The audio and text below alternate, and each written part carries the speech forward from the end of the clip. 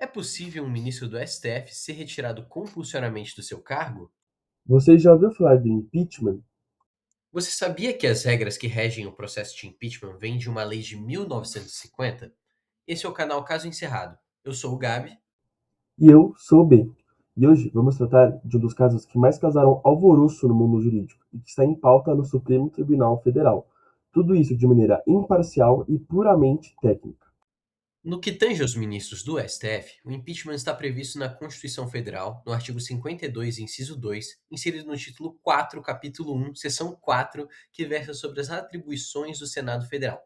Por se tratar de um instrumento excepcional que pode acabar gerando grande abalo na política nacional, esse instrumento para os ministros foi recentemente questionado por meio de duas arguições de cumprimento de preceito fundamental, movidas pelo Partido Solidariedade e pela Associação dos Magistrados Brasileiros. Primeiramente, cabe pontuar que a DPF é uma ação que só pode ser proposta no Supremo Tribunal Federal. Ela é utilizada para tentar impugnar uma legislação federal anterior à Constituição de 1988, que, na visão de quem ingressou com essa ação, não está de acordo com a Constituição atual. Ela serve, portanto, para resolver conflitos existentes sobre a recepção ou não de uma norma mais antiga que a Constituição de 1988. Além disso, a ADPF só pode ser utilizada quando não existir qualquer outro meio eficaz para resolver esse tipo de controvérsia, sendo ela verdadeiramente subsidiária.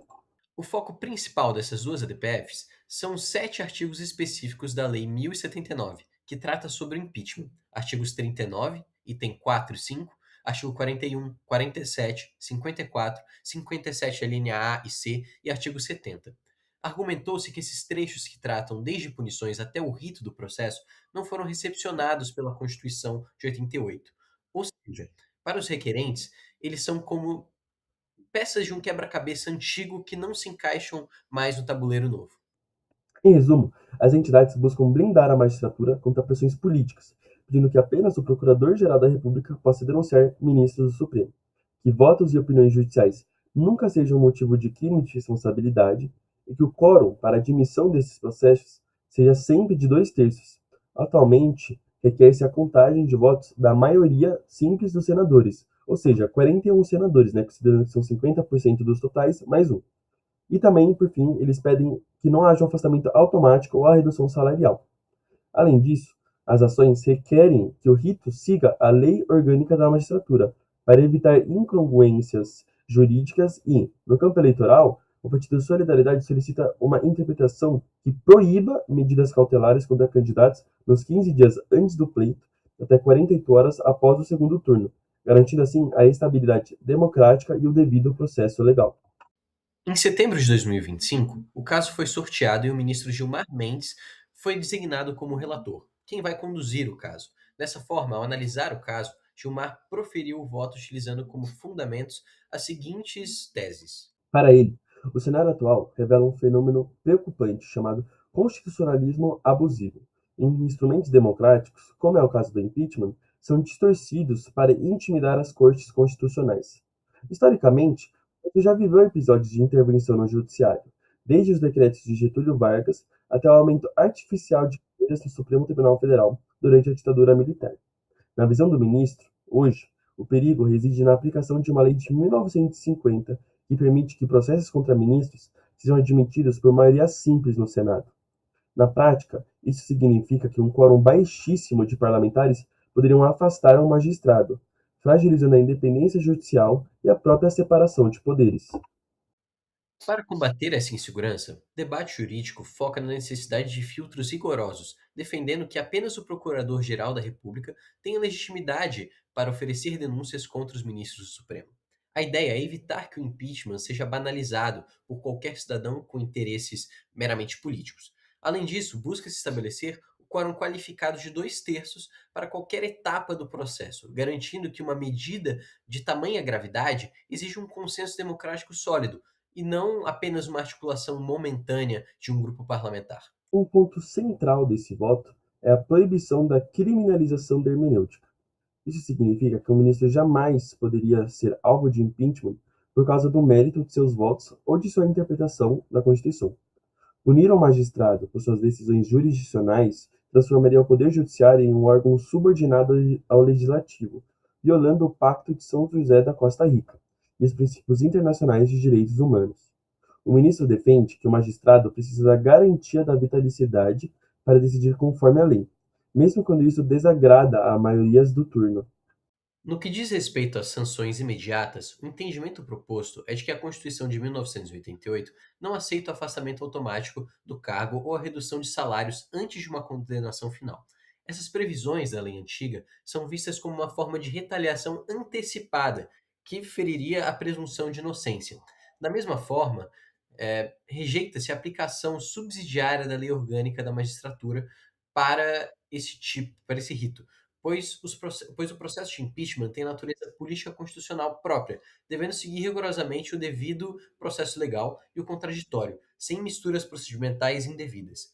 Por fim, a concessão da medida cautelar é tratada pelo ministro como urgente para proteger a estrutura do Estado de Direito, com ele alegando que existe periculum in mora e fumus boni iuris. O argumento é de que a simples existência de um regime de responsabilidade defasado e vulnerável a capturas políticas já é suficiente para comprometer a liberdade decisória da Suprema Corte. Para o ministro, ao ajustar essa regra, o STF não busca privilégios, mas sim assegurar que o impeachment permaneça como um instrumento excepcional de defesa das instituições, e não como uma arma de pressão que coloque em risco a estabilidade democrática do país. Assim, o ministro decidiu em sede de medida cautelar, ou seja, não é uma decisão final, é uma decisão para evitar possíveis danos com a demora do processo por, em primeiro lugar, suspender, em relação aos membros do Poder Judiciário, a expressão "a todo cidadão", inscrita no artigo 41 dessa lei.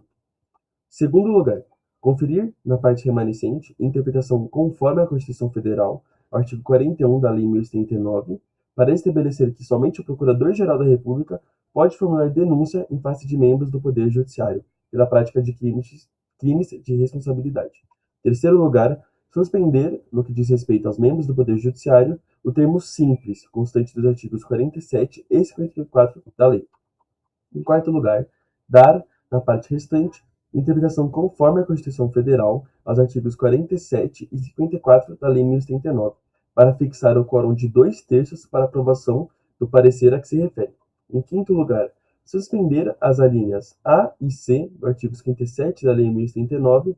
Em sexto lugar, suspender a expressão "que voltará ao exercício do cargo com direito à parte dos vencimentos de que tenha sido privado", presente no artigo 70 da Lei 1039.